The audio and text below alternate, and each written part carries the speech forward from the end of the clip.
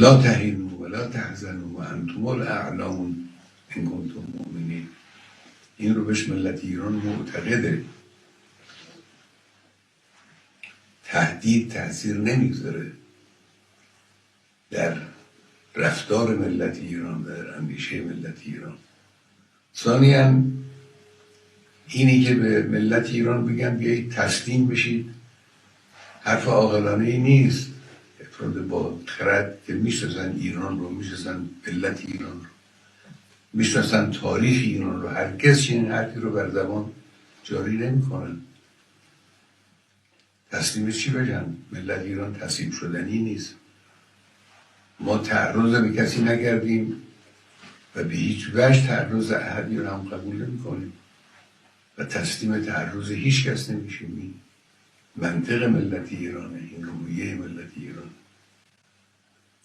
و البته آمریکایی ها، اونهایی که با سیاست های این منطقه آشنا هستن، میدانند که ورود آمریکا در این قضیه 100% به ضرر اوست.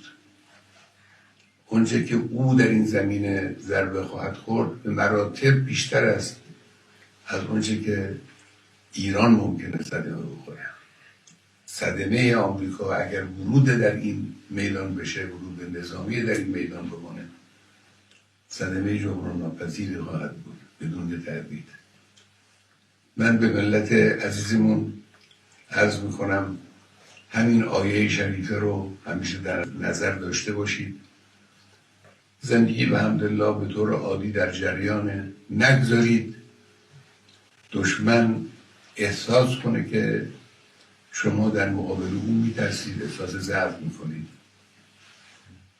اگر دشمن احساس کنه که شما از او میترسید، دیگه شما رو، گریبان شما رو رها نخواهد کرد. همین رفتاری که تا امروز داشتید، این رفتار رو با قوت ادامه بدید.